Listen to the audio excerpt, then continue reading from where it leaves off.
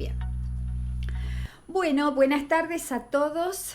Les damos la bienvenida en esta tercera charla de reflexión dentro del ciclo de Voces y Caminos que organizó CEPEL Pilar en este año 2025. En el día de hoy vamos a tocar un tema verdaderamente interpelante, que es la corrupción. ¿Quién no vive, no padece, no puede observar estos episodios de corrupción que lo vemos desde la afuera, pero la logoterapia lo plantea desde la existencialidad, que es la reflexión que vamos a sostener hoy? Porque la corrupción no es solo un fenómeno político o económico, es ante todo una crisis de sentido. Desde la logoterapia se habla entonces la posibilidad de mirar más allá del acto corrupto para comprender las raíces existenciales que lo hacen posible, el vacío de valores, la pérdida de responsabilidad y el olvido de la conciencia como instancia interior de orientación. A lo largo de la historia, pensadores como Platón, Aristóteles, San Agustín, Maquiavelo, Rousseau y Nietzsche reflexionaron sobre esta sombra de la humanidad. Algunos la vieron como un desequilibrio del alma o la desviación de la virtud, o como el efecto del pecado o del poder, e incluso como una decadencia espiritual y la pérdida de autenticidad. Todos coinciden en señalar que la corrupción no nace fuera del hombre, sino en su interior, cómo se extravía el sentido que orienta sus actos. En esta charla contamos con la presencia, tenemos el honor, vamos a decirlo así, porque no sé si por lo menos en el ciclo de CEPEL Pilar nunca estuvo, la doctora Marta Guberman. Bienvenida, Marta. Gracias, Mariela. Marta Guberman es una destacada doctora en psicología clínica, especialista en psicodiagnóstico y logoterapia, es docente internacional, autora de obras fundamentales como El símbolo y la psicoterapia, y junto al licenciado Eugenio Peresotto, que también va a reflexionar junto a Marta, han redactado el diccionario de logoterapia.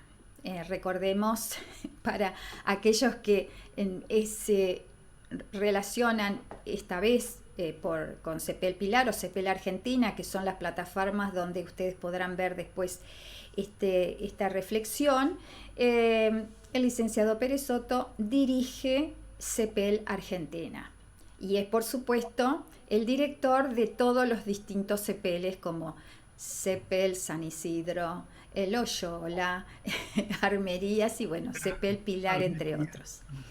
Y contamos también con el testimonio de una persona muy valiosa dentro del partido de Pilar, que es la periodista Claudia Echeverri. Ella es una periodista chilena radicada desde hace muchísimos años acá en Pilar y es una referente en la comunicación social. Es directora de la comunicación y prensa de Faro Film y es directora de ANSPAC de Pilar, cuyo lema es: una mujer formada es una mujer salvada. Esta invitación en el día de hoy es a reflexionar sobre la integridad, la coherencia y la verdad, que desde este lugar creemos que es la forma de entrar a pensar en la reconstrucción de un tejido social que se ha roto, que está polarizado en nuestra sociedad. Bueno, vamos a arrancar con esta tarde de reflexión y le voy a pedir a Eugenio que nos comparta el primer testimonio que tenemos grabado de Claudia Echeverri, que nos muestra desde la mirada del periodismo y la comunicación cómo se puede contribuir a una cultura de transparencia y responsabilidad. Bueno, fundamental formar periodistas objetivos y que luchen por la verdad. Eso ya depende de las universidades. Pero lamentablemente las empresas periodísticas hoy están en crisis, ya que están siendo de alguna manera condicionadas por la política y por la economía. Y eso condiciona la información. Lo podemos ver en los medios actuales de comunicación. Depende de qué canal ves, te vas a enterar de qué forma te cuentan la noticia. Eso es tremendo. ¿Qué podemos hacer al respecto? Buscar un referente en el cual confiemos objetivo, o la otra posibilidad es ver todos los medios y poder hacer un análisis de la realidad de forma personal. Pero esto está pasando no solamente en Argentina, está pasando en todo el mundo. Se ha perdido la objetividad. ¿Qué relación hay entre responsabilidad y libertad? Creo que la libertad implica responsabilidad. En todo lo que hagamos, no solo en el periodismo, no se puede andar diciendo, pensando algo en el cual uno no esté formado e informado, sobre todo siendo periodistas. Tenemos que ser responsables respecto a la información que damos, chequear la fuente, chequear los datos y de alguna manera tratar de ser objetivo en el análisis de la información. ¿Qué está pasando hoy? Que muchos conductores de televisión, de medios informativos, opinan. Y en realidad nosotros no nos interesa la opinión del periodista, nos interesa la verdad, el dato duro que le llamamos los periodistas. Y por eso es fundamental ser responsable respecto a no dar mi opinión, sino que a informar con datos duros, datos fidedignos. Bueno, está planteado entonces el tema desde el lugar del periodismo que lo podemos ver a diario, ¿no? Invito tanto a Marta como a Eugenio que si quieren dar una pequeña exposición acerca de esto, porque creo que está planteando, convengamos que los medios de comunicación son sumamente importantes en la elaboración de conceptos dentro del marco de la sociedad, y el periodismo y la difusión social de hecho puede generar opiniones, consignas, y nuclear y también separar. ¿Cómo lo ven ustedes? Marta, por favor. Em, a ver, no sé cómo decir esto, pero em, estamos de acuerdo que el corrupto persigue valores que no son los nuestros. O sea, podemos decirlo desde nuestro punto de vista que persigue un disvalor, porque tiene que ver con la honestidad, porque tiene que ver con el bien común, porque tiene que ver con el materialismo. Entonces son todos valores que para nosotros en realidad son disvalor. Digo nosotros hablando desde la logoterapia, ¿no? Pero eso no significa que tenga que ver con un vacío existencial. Es decir, desde el punto de vista del corrupto, él consigue su sentido. Lo que pasa es que no coincide con nuestros valores, pero no creo que sea fruto de un vacío existencial. Considero que es fruto de perseguir valores que están muy alejados del sentido de la comunidad. Me encantó lo que dijiste, Marta, ¿sabes por qué? Porque vos estás hablando de un psicópata estupendo. Entonces, obviamente que lo que él piensa que son valores, ¿no? Es un psicópata que ni se plantea la conciencia moral. Para nada. Entonces, pero ni siquiera piensa ni existencialmente, ni fenomenológicamente, él siente que tiene un vacío existencial. Para Desde nada. este lugar del psicópata, porque entendemos que para ser corrupto hay que ser psicópata, porque el bien común, el ejercer un lugar de poder, el ejercer un lugar de función pública, un lugar donde el bien común y el poder es como servicio, esta personalidad que vos estás diciendo también, obviamente que no tiene ningún vacío existencial. Al contrario, él piensa que lo que está haciendo como es su propio derecho y inclusive si da a otros, como el famoso Robin Hood, que saca el síndrome Robin Hood, que saca a los ricos lo que le tiene que dar a los pobres y se guarda, como decía mi papá, Marta, así, el vuelto en el bolsillo. Se sacó un... ¿viste? ¿No? Y muy Mariela, feliz, todos. y muy feliz. Pero totalmente feliz. Y además, vos fijate que estos psicópatas corruptos, porque no hay otro término, recuerdo que una banda de psicópatas, ya sea corruptos con el tema de la droga, estaban, ¿se acuerdan? Esta corrupción que hubo, me viene ahora, que fue noticia, la de, la de el que por 15 o 20 años, haga memoria, A ver. cobraba con empleados truchos del Ah, gobierno, ah, cobraban los sueldos. chocolate, chocolate Ribot, Claro, chocolate. chocolate. Y entonces cobraba, y cuando fue agarrado, el psicópata estaba en un crucero, no sé dónde, el tipo estaba pasando la bomba, por eso es correctísimo, Marta Guberman, porque él no sufre un vacío existencial.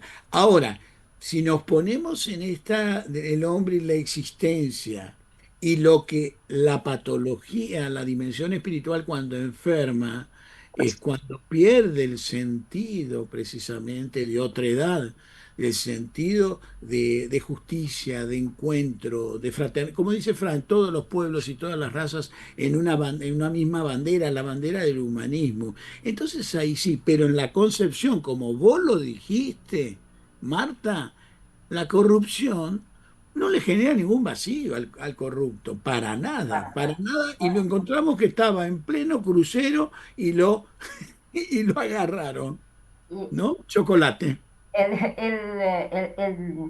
evidentemente son personas que se manejan dentro del eje éxito-fracaso.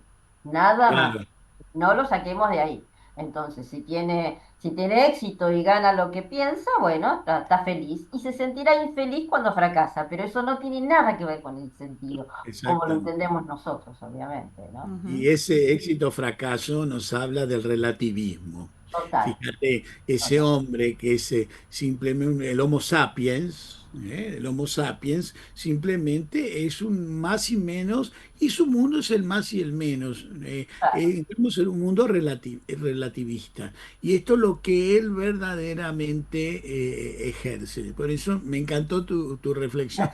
Pero no hay para nada vacío existencial, pero para nada. Está estupendo y estaba en un crucero viviendo cosas y lo pescaron en el crucero. Bueno, Fracasó. fracasó. Nada más. Vamos a escuchar el segundo testimonio de Claudia, que como integrante de esta ONG, ANSPAC, y trabajando como periodista, nos trae un ejemplo concreto sobre la posibilidad de actuar con coherencia en un contexto corrupto. Bueno, una experiencia muy buena de lo que fue actuar con coherencia en un contexto corrupto fue lo que fue la lucha pro vida del año 2018.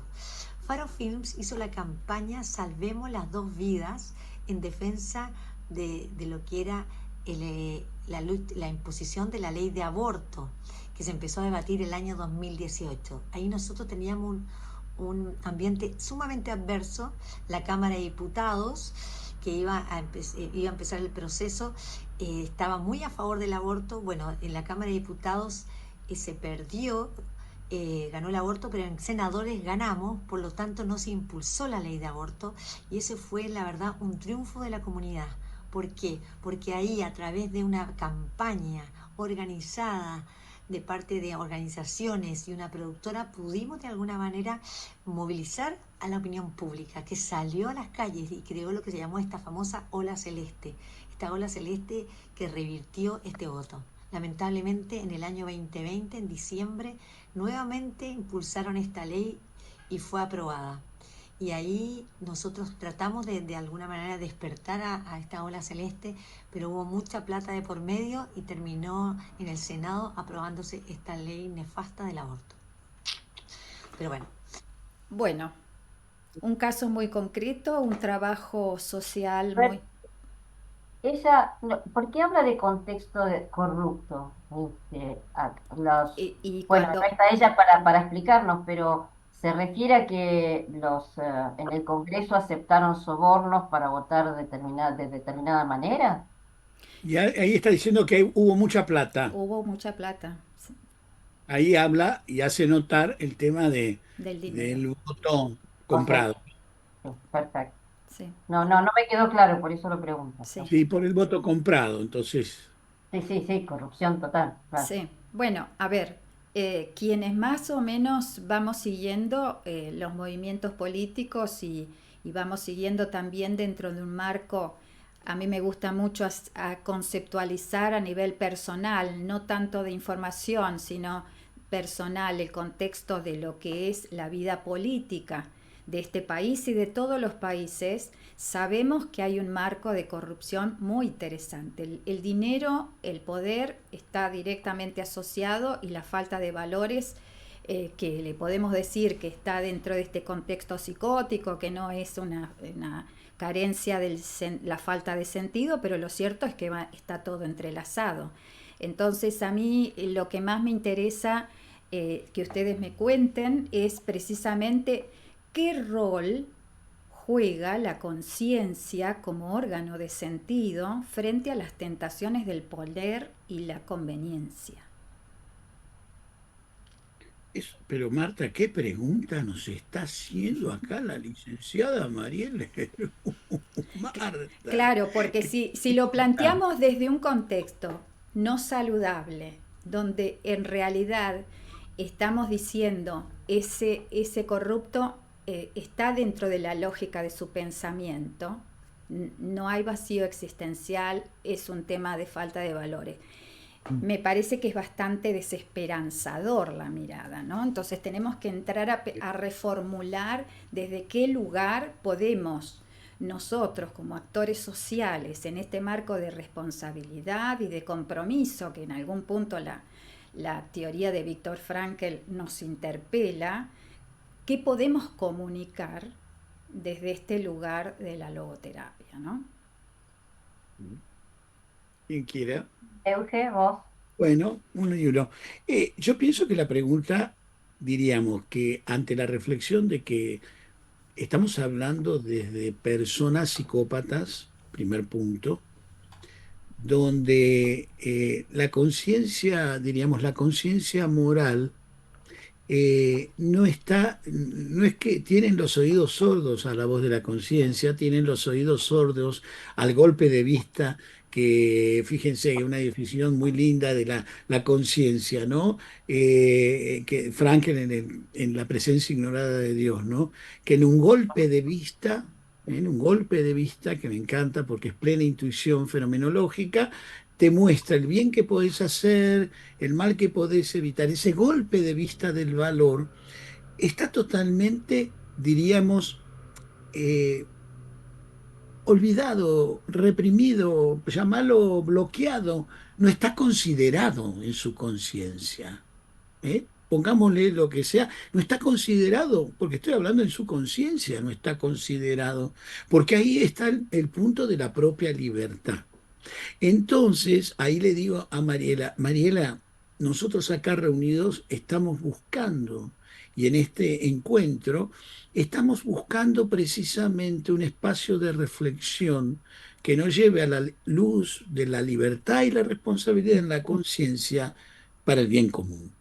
Entonces, esto es lo que nosotros estamos luchando. Y los que bloquean, opacan la voz de la conciencia, van a existir y seguirán existiendo. Y nosotros tenemos que seguir luchando y dando, porque no tenemos por qué estar pendientes, sí, en nosotros predicar y verdaderamente trabajar por el bien, la justicia y la verdad en orden al bien común y al servicio. ¿Mm? esto que vos decís, Mariela, que planteado así es bastante desesperanzado, es desesperanzador, pero también es esperanzador. Te explico. Es desesperanzador en el sentido de que las personalidades que se corrompen ya están. Contra ellas no vamos a poder hacer nada. Y es esperanzador porque, como dice Eugenio, nosotros tenemos que seguir batallando y tomar a los chicos de chicos. Es educar hacia el sentido de la comunidad, es educar sobre la libertad y la responsabilidad, es educar desde el amor y la solidaridad. Entonces ese chico va a ser muy difícil que se corrompa. El que ya está corrupto, sí, coincido con vos que no hay esperanza. Pero sí podemos marginarlos, sí podemos empujarlos fuera de nuestras vidas, bueno, fuera de la democracia.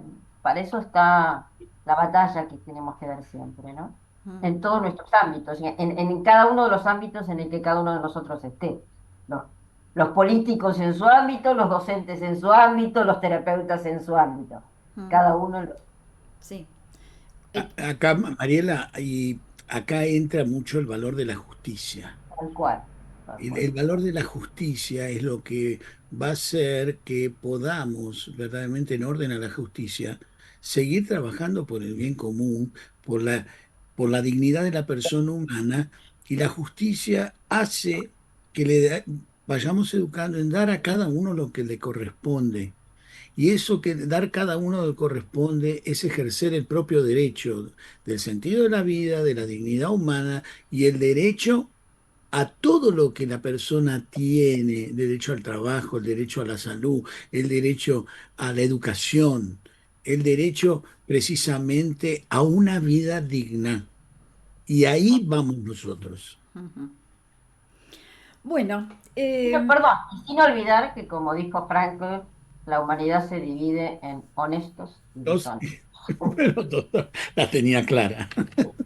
Sí, sí. convengamos que el tema de la corrupción no es de ahora, esto es No, desde la construcción misma de la humanidad, ¿no? Por exacto. eso hablamos de que la corrupción no está fuera necesariamente, sino No, dentro del ser humano. Y que por eso, cada espacio, cada ámbito social que fue gestado por ese hombre, es susceptible de tener esa sombra de la humanidad. Me gusta mucho la palabra sombra, ¿no? palabras, sí, por eso insisto en la educación, ¿no? La Por eso. educación es fundamental, la educación en valores, en resignificar el ser humano. A mí me ha Totalmente. tocado acompañar personas dentro de contextos marginales y delincuentes. Y uno no puede creer que la persona que estás acompañando dentro de ese contexto tenga un pensamiento de construcción valorativa de la familia, de los valores, de las necesidades completamente distintos a su entorno. Por Claro, eso me parece que es fundamental hablar de la educación, ¿no? fundamental, fundamental. Porque la educación abre la conceptualización y dejas de ver el árbol para empezar a ver el paisaje que te rodea como otro ámbito. Y eso genera esperanza, obviamente. No sé cómo lo ves vos, Eugenio. Sí, tal cual. Totalmente. Fíjense, estaba pensando cuando dijeron la educación, Marta, y la reflexión de la educación, quienes estamos acá hemos pasado por la educación y seguimos reeducándonos y no solo educándonos, sino formándonos y siguiendo, porque realmente nos hace el espíritu libre. Total.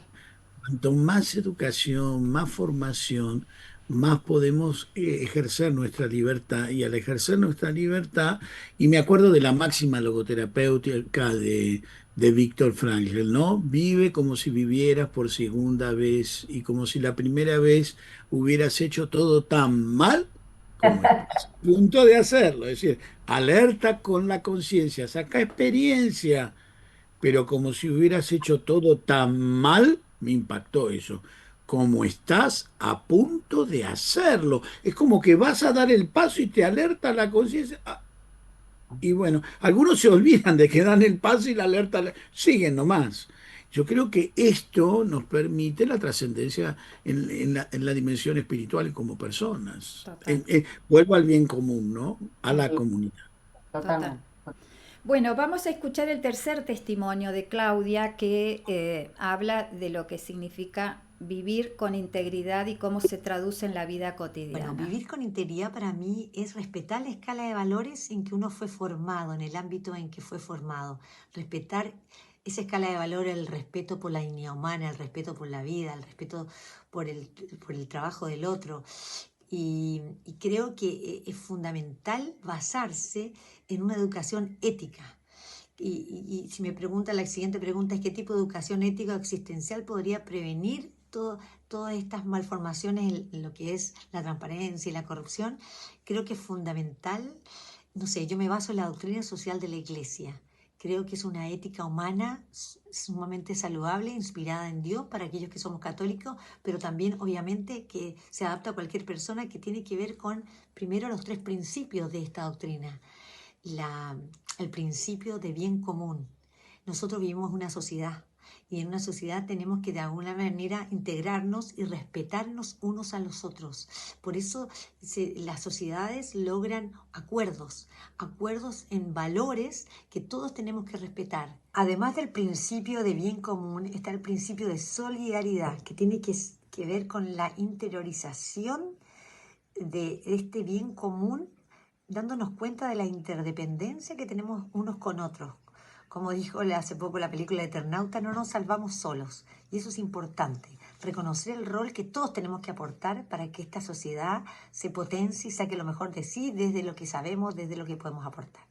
Y después está el principio de subsidiariedad, que tiene que ver cuando una entidad mayor ayuda a una entidad inferior. Es importante que esta entidad mayor tenga realmente un deseo genuino de ayudar y fundamental no tratar de cambiar la identidad a esta entidad inferior por el logro del objetivo. Muchas veces se puede dar el ejemplo, por ejemplo, de las entregas de plata de un país a otro, un país más vulnerable en el cual hay cláusulas secretas que atentan muchas veces contra su propia identidad y contra sus propios valores. Por eso es importante. ¿Qué le sugiere esta charla de Claudia desde la mirada de ustedes como profesionales? Marta, ahora te toca a vos, Marta. Eh, no, no, más que decir que acuerdo totalmente con lo que ella propone, mm, me parece que la doctrina social de la Iglesia, yo no soy católica, ustedes lo saben, pero comulgo totalmente con la doctrina social de la Iglesia.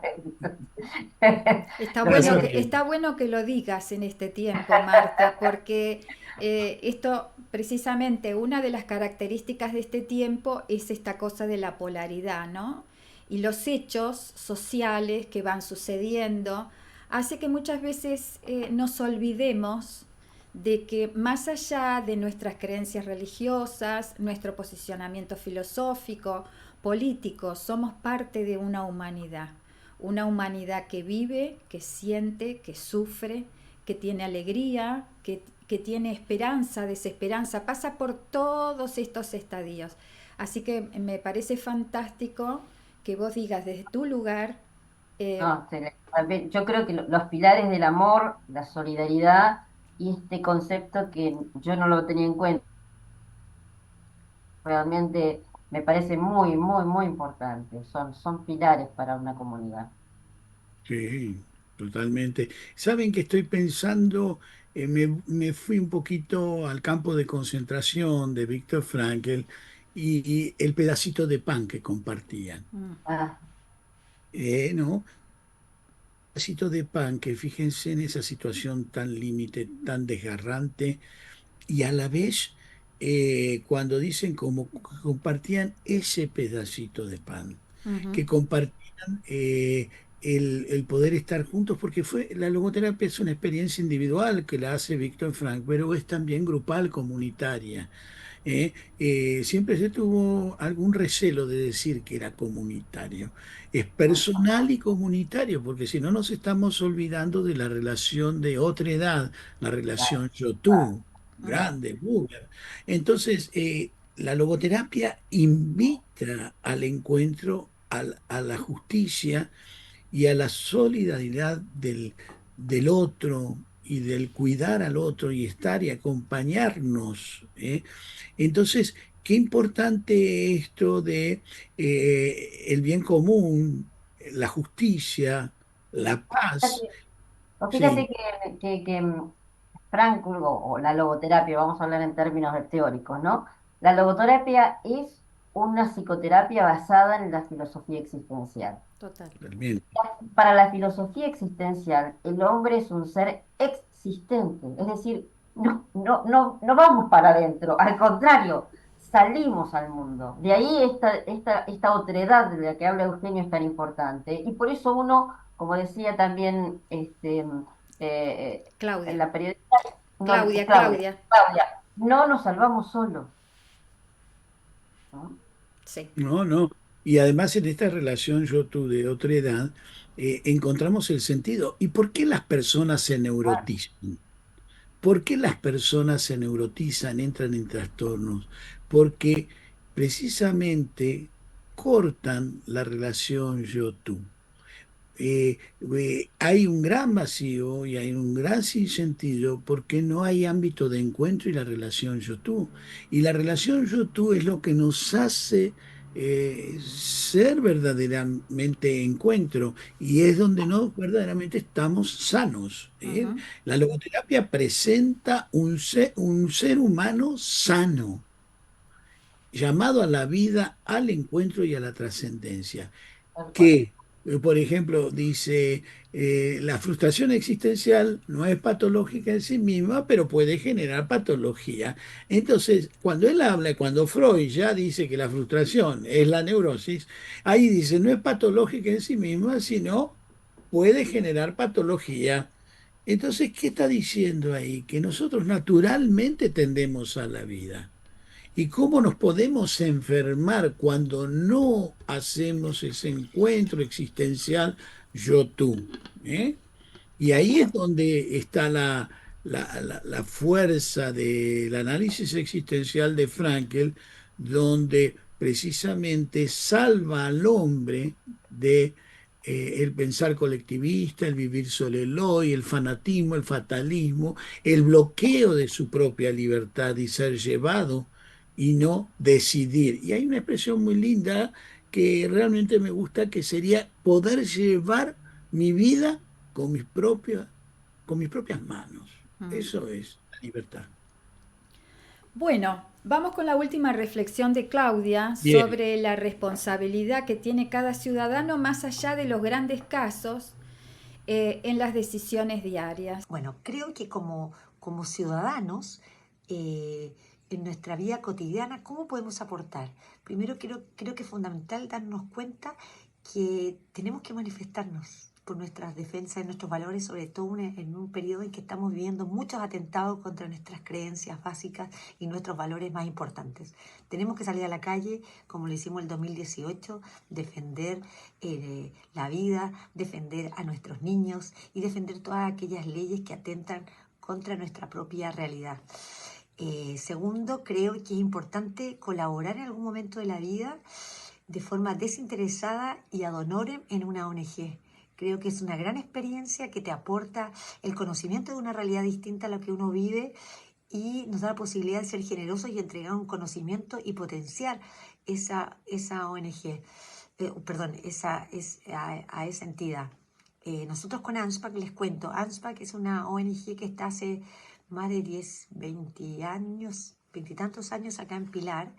Hemos formado más de 3.500 madres y les damos 3 talleres de formación. Una que tiene que ver con la formación humana, que familia y valores, empoderarlas, generando, desarrollándoles su autoestima fundamental, su autoestima, también colaborando en sus valores familiares, ayudando en todo lo que son las relaciones familiares.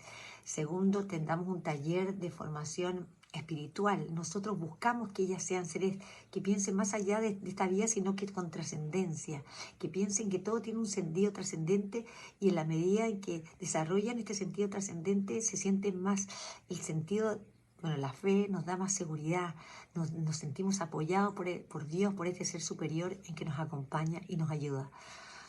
Dicen que la gente católica es más feliz, o sea, la gente que tiene una creencia es más feliz, eso se dice en estadísticas. Y tercero, que es el taller de manualidades y oficios, que buscamos que ellas tengan una salida laboral. A través de todos estos talleres de manualidades y oficios que les enseñamos, invitamos a gente muy experta que les enseña costura, crochet, tejido, mano de cartapesta. Hemos tenido grupos de mujeres que han desarrollado empresas que hoy fabrican uniformes para colegios. También un grupo que fabrica pesebres, que los vende cantidad de pesebres durante la Navidad. Y así van surgiendo pequeñas instancias en las cuales ellas empiezan a aprenden algo, le empiezan a vender en su propia comunidad o son proveedores de una tienda. La verdad que realmente es importante darse cuenta de que esta promoción social, la promoción social dentro de las ONG es darse cuenta que ellas pueden no solamente ser ayudadas, sino que pueden transformarse también en voluntarios de la misma ONG en la que están. Es un valor incalculable. Nuestra ONG busca eso, la promoción social. Creo que es un ejemplo muy acabado de un trabajo solidario, construyendo desde lo básico, que es la formación en valores, ¿no? La espiritualidad y el trabajo. Como parte de una gran labor solidaria de trabajo, lo que hablaban ustedes, esta cosa de pertenecer a una comunidad, y como decía Marta, estamos todo el tiempo saliendo. ¿Desde qué lugar salimos, no? Desde la construcción, como decías vos, Eugenio, permanente. ¿Qué les sugiere en el marco de estos conceptos que tienen que ver con la libertad, la responsabilidad, los valores, todas estas cosas que son básicas en esta teoría de Viktor Frankl? Bueno. ¿Hablo yo o qué? Sí, por favor, Marta. Voy a puntualizar estas cosas que apunta Claudia, ¿no? Ella habló de manifestarse, y me parece que como ciudadanos tenemos un- una gran responsabilidad cuando votamos, para que quede bien claro el tipo de político, el tipo de dirigente que queremos. Eso me parece fundamental. Eh, Ella habló de colaborar en una ONG, me encanta la idea. Tal vez en algún momento, cuando me jubile del todo, tal vez lo haga.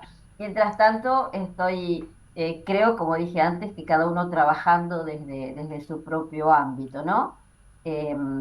Me gustó mucho esto que dijo de transformar, desde su trabajo en la ONG tiene que ver con la transformación del otro, que no es nada más ni nada menos que el proceso de transformación que hace cualquier docente o cualquier psicoterapeuta, ¿no? Lo importante es verdaderamente, más allá del encuentro que también tiene que estar, lograr la transformación del otro en, como dice Franco, la mejor versión De sí de mismo. persona que pueda ser, ¿no? Sí, Marta, esta reflexión tuya me hace acordar de los famosos valores vivenciales y creativos. Precisamente el poder elevar al otro en su dignidad, como lo está mostrando en esa ONG y en todos los lugares que elevamos a las personas en la dignidad humana. este, Entramos que se hace desde la experiencia del vínculo. Y el vínculo, como sabemos, los vínculos saludables de encuentro, de amor, de fraternidad, que son valores vivenciales, de experiencia con todos los sentidos, nos elevan y nos dignifican.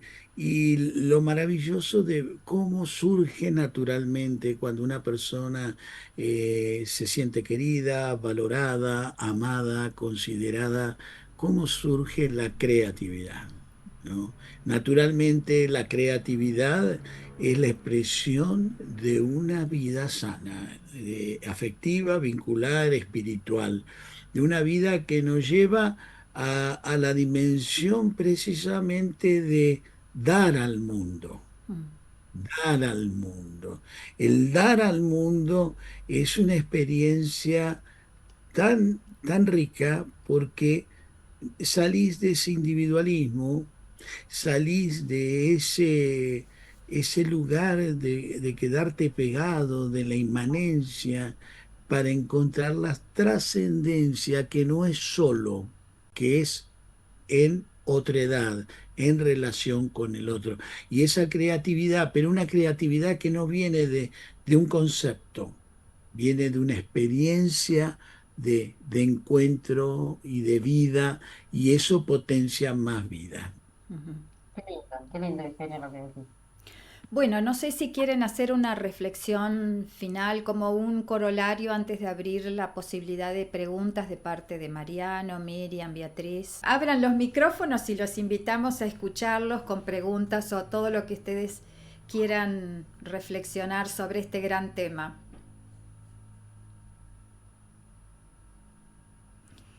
Beatriz.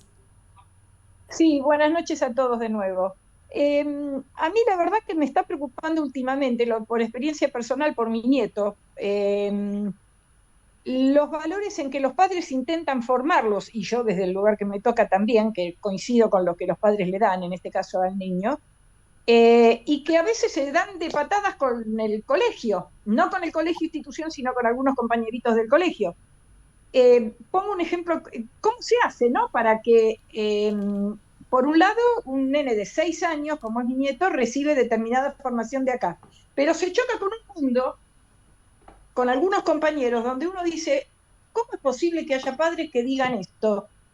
Lo he escuchado esperando en la puerta, ¿no? Que el otro día, por ejemplo, esto me lo contó mi nuera, se armó un zafarrancho entre dos nenas, una compañerita de Alejandro con otra nena, porque una nena le dice a la otra, mirá cómo viniste con las zapatillas, las medias, no sé qué, ni una sirvienta se viste así. Yo no sé si habría ido con la zapatilla rota, no tengo idea, no sé, pero bueno, se habrá puesto lo que tenía o lo que habrá podido los papás, no sé. Y que la verdad dije, ay, Dios mío, mi nuera se quedó estupefacta cuando viene Alejandro y le cuenta, ¿sabés lo que pasó? Entonces se armó todo un zafarrancho, ¿no? Porque la nena se puso a llorar, contó a la mamá fue al colegio, presentó la denuncia o la queja, llaman a los papás de esta nena, ¿y qué dice la mamá de la victimaria? Estoy educando a mi hija para que sea líder. Y la terminamos de embarrar. Perdón, terminó. Yo sabía, o sea, no ella, todos los demás padres, cuando recibieron de parte de los maestros y directivos de la escuela esta respuesta. Bueno, a pedido de todos y consideración del colegio, y yo, se llama la mamá de la nena esta que metió la pata y que dijo lo que dijo. Y la madre responde esto, y bueno, ¿para dónde va a salir? ¿Cómo es la cosa? ¿Cómo se hace para que el chico, todo el que tiene educación en valores, se den patadas con esto que recibe? Porque es muy fuerte que el adulto avale la conducta de una nena de 6 años y con qué palabritas, ¿no? ¿Cómo se hace? ¿Cómo se hace? Profesionales. Me infarto cuando me lo contaron. Parece de novela, pero está pasando acá a 10 cuadras de mi casa. Mira, te entiendo perfectamente porque yo lo viví durante muchos años como madre en la provincia de Buenos Aires, porque mis hijos tenían la particularidad de haber transitado por muchos colegios, porque eran rebeldes como la madre. Entonces, bueno, había siempre un punto de quiebre Y acá tiene mucho que ver, y esto lo voy a decir como docente, tiene mucho que ver también la comunidad de la educación está marcada, obviamente, por quien dirige la escuela, que es la que marca en algún punto las políticas y las estrategias. A nosotros vivimos una situación que nuestro hijo había repetido, el colegio no lo quería tomar y pasó a un colegio del Estado, y ahí sufrió varias instancias de violencia, ¿no? Pero bueno, en ese momento el director convocó a los chicos, mandó a hacer trabajo solidario. Esos dos, o sea, los que le pegaron a mi hijo tuvieron que estar con mi hijo haciendo trabajo solidario. Hay que armar estructuras que tienen que ver con la comunidad para poder directa o indirectamente reflexionar sobre el hecho en sí mismo. El chico no nace de un zapallo, nace de un contexto familiar cuyos valores y cuya situación... ¿Y si la madre dice eso? ¿Qué Obviamente. Mira, ahí Mariano puede dar su expresividad acerca de esto. Bueno, buenas tardes a todos, gracias. Y buenas tardes. Muy lindo el tema, y la verdad que es un tema que da para varios encuentros, porque me da la sensación de que tenemos una sociedad que nos vive bombardeando con ser el mejor, con ser el obtener resultados a cualquier precio. Entonces todo eso conspira contra lo que uno puede decir sobre valores y lo que uno puede hacer sobre valores, y que encima se piden decisiones rápidas. Y no con esto lo estoy justificando, simplemente estoy diciendo que está es muy interesante, y ver cómo se puede contrarrestar, por supuesto, desde la educación temprana, esto que está avanzando como una ola, y que hoy leía en algún lugar que nosotros estamos recibiendo información diariamente que en 2 o 3 generaciones anteriores la recibían en toda su vida. Y procesar todo eso ha hecho que de alguna manera, bueno, desarrolláramos nuestro cerebro de alguna manera como más para poder hacer frente a eso. Pero de ahí tenemos en el costado la parte de lo bueno y lo malo, y bueno, indudablemente es todo un tema para debatir, me da la sensación, y que creo que es un tema súper interesante, muy actual, y la verdad que bueno, simplemente hacer este comentario desde mi visión nada más. Marta, Eugenio. No, a mí la anécdota de Beatriz, de algún modo me retrotrajo a lo que decíamos al principio, ¿no? La educación en valores. Y de cómo yo te dije, bueno, por un lado es la desesperanza de que esto no tiene arreglo, pero por otro lado la esperanza de que sí lo tiene. Evidentemente, esta mamá que educa a su hija, según ella, para ser líder, sería probable que si no la tomamos a tiempo, sea un líder corrupto, porque va a buscar solamente su propio beneficio, va a discriminar, pero bueno, ojalá la institución, los docentes, los mismos compañeritos puedan manifestarse, como decía Claudia, manifestarse y poder decirle que esta no es la mejor manera de convivir, que ella puede tener esas opiniones, pero que intente convivir con los demás de una manera más amable, ¿no? Uno puede opinar diferente al otro, pero también son los modos. Es decir, tal vez, yo no digo, porque si no sería como que uno tiene los valores y mejores que los otros. Tal vez esta mamá tenga ese valor, yo no se lo voy a discutir, pero sí podemos proponer que la nena opine de una manera más amable. Bueno, es una opinión, no le gustó las zapatillas. Bueno, ¿qué tal si lo decimos de otra manera? Pero ahí también me parece que fallaron los docentes. Creo que, más allá de llamar a las familias, creo que los docentes tienen que trabajar sobre el grupo de alumnos. Sí, ahí sí, entiendo que lo habrán hecho, la verdad no sé tan a profundidad, ¿no? Todo. Lo tomamos como ejemplo, por supuesto. No. Pero me quedé tan estupefacta, porque yo nunca me imaginé que una madre podía responder eso. Eso y mucho más, Beatriz. Es mucho más, sí, sí. Bueno, puede ser, puede ser, puede ser, No, puede ser. convengamos, yo voy a hablar desde el ámbito de la educación, que es mi métier en general, porque además he trabajado como auditora de inclusión de personas discapacitadas dentro del ámbito de las escuelas, entonces conozco bastante el métier. El docente hoy se ve sometido a todos los avatares de la vida, más el desafío de convivir con una población, llámese alumnos y padres, con distintas temáticas. Y lo que yo le decía, porque he participado en muchos congresos de educación, que en realidad el docente tiene hoy que tener una cintura y una formación cuasi un psicólogo social, un asistente social, porque el desafío de la educación y quienes creemos en que la mejor forma de estimular el proceso educativo es a través de la educación emocional, ¿no? Es la mejor forma de aprender. Tienen este desafío de interactuar, de relacionarse, de contener. A veces no es necesario tanto contenido, pero sí mostrar la humanidad, ¿no? Mostrar los valores. Y bueno, no son necesariamente favorecidos o estimulados para que así lo sea. Y a veces están empujados a razonar de acuerdo a un tiempo, a un formato, a formularios que tienen que hacer o a condiciones sociales y políticas que no son las más favorables, más allá de que muchos de estos docentes no tienen la suficiente capacitación para eso. Exacto. Uniéndome a todos y en especial a Marta, esto que está hablando de precisamente la fuerza en la educación.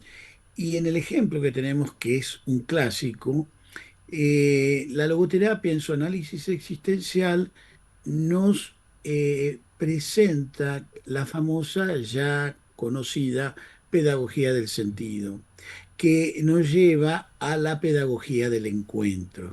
Y una vez haciendo el diccionario con Marta, o en una clase con Marta, que bueno, hemos compartido la clase, los ámbitos, todo, todo, todo, ella tenía una expresión muy linda y tiene una expresión muy linda porque te vas a reír, que decía el eros pedagógico. Eso, Marta, es como un poeta, ¿no? La poetisa Marta cuando dice No, el eros no es pedagógico. mío, no es mío, no es mío. No, ya sé, Marta, pero uno trae desde el rastillaje que uno tiene. No, pero te quiero decir, el eros pedagógico, ¿no? Tal cual, tal Esto cual. que nos da precisamente vida, trascendencia, la pedagogía del sentido, que es la pedagogía del encuentro. Fíjate que en este caso es interesante que se justificó, la está preparando para ser líder, pero la institución educativa no, no tomó ni desde lo pedagógico considerar que no estaba de acuerdo con esa manera de pensar, que no son los valores que la institución está en su ideario institucional, pedagógico, no comulga con esos valores y que llamar a la reflexión, llamar a un pedido de disculpas, a que fue un acto simplemente, bueno, impulsivo, pero que hay que trabajarlo, llamar a los padres. Después, que si lo quieren hacer, no lo quieren hacer o quieren venir, es libertad de ellos.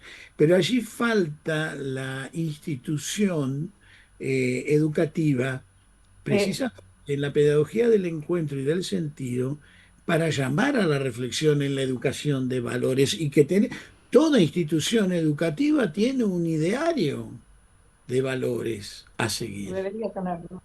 No, lo tiene toda Lo institución porque tiene. que lo pide verdaderamente Que no toda. cumplan es otro problema.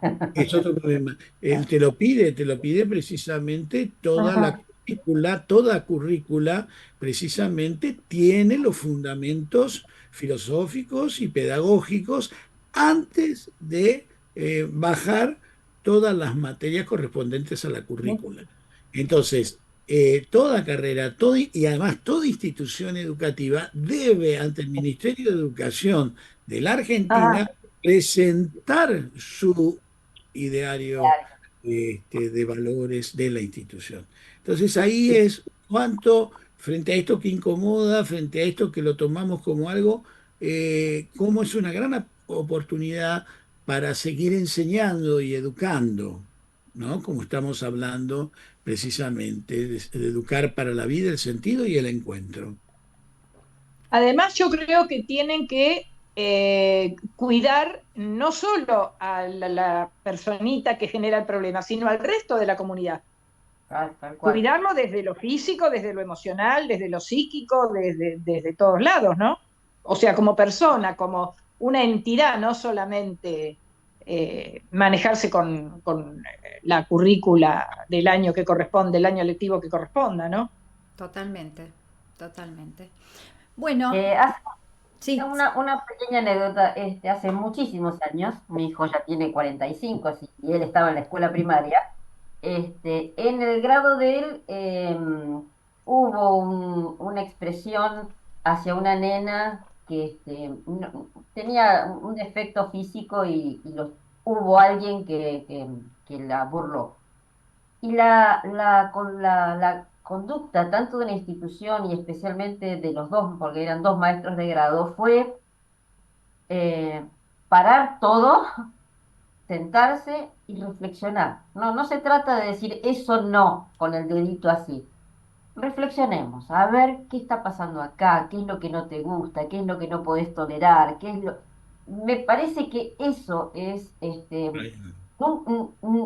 terminó toda la escuela primaria en esa escuela y nunca más hubo, por lo menos en el grado de él, yo no me enteré, una situación semejante. total, Porque yo creo que muy importante, la figura del docente y de la institución me total, parece muy... total. ¿Alguien más quiere preguntar algo? Y si no, les voy a pedir a Miriam. Sí, yo la verdad que reflexiono sobre el tipo de sociedad que tenemos y pienso que la sociedad, lamentablemente en muchas instituciones se han corrompido, eh, instituciones muy valiosas, y creo que el testimonio social que damos, no lo digo por nosotros como institución de CEPEL, sino como sociedad hablo, no es la mejor. Creo que estaría bueno volver a trabajar todo el tema educativo, volver a trabajar como sociedad la parte humana, que creo que tiene que ver con la logoterapia, el valor de actitud, el valor de responsabilidad, el volver a recuperar valores, porque las redes hoy en día, en toda la parte tecnológica, maneja a los chicos desde chicos, y esta cuestión de la inmediatez, de poder Ujú. conseguir recursos en forma rápida a través de decir cualquier cosa o trabajar de cualquier cosa, creo que no ayuda. Mm. Y los chicos desde muy chicos tienen acceso a través de los padres a todo este tipo de información a través del celular, a través de la computadora. Entonces creo que el desafío social es grande. Creo que es un trabajo conjunto, y me lleva a pensar cómo podemos ayudar a poder, en este mundo de hoy, aportar, ¿no? Gracias, Miriam. Bueno, Un gran interrogante desde ese lado. total, total, total. Quisiera apuntar que, no sé, coincido, Miriam, con todo lo que dijiste, pero me gustaría pensar que no son las instituciones las que están corruptas, sino que dentro de las instituciones hay personas que lo son. Sí, sí, sí, Si me no, expresé realmente no, mal. no tendríamos Sí, ninguna expresé posibilidad. mal, sí, dentro de muchas instituciones que fueron, hay muchas personas que han ejercido un mal Claro, ejercicio y pensando como bueno, nos y decía, queda manchada toda la institución. pensando como nos decía Eugenio, que todas las instituciones tienen un ideario, evidentemente sí coincido con vos que dentro de cada institución puede haber personas que modifiquen esos idearios o que no los lleven a cabo precisamente por perseguir Sí, fines propios, ¿no? sí. Totalmente. Y Bueno, aparte quería decir que me resulta muy interesante el tema y me resulta muy interrogativo, ¿no? Mi interrogación es desde nuestros lugares todo lo que podemos hacer, ¿no? Y cómo hacerlo y cómo llevarlo a cabo en este mundo en el que estamos. por lo pronto yo parafraseando a Víctor Frankl, siendo responsables y protagonistas. Totalmente. Bueno, me gustaría que tanto Marta como Eugenio nos pudieran dar una pequeña frase como para ir cerrando este encuentro. Uf,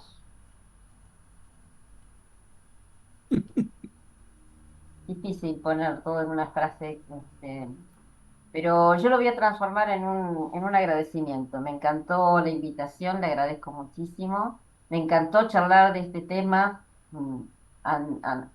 Las diferentes participaciones le han agregado aspectos que yo no los había pensado, y que creo que es una manera de colaborar para un bien común.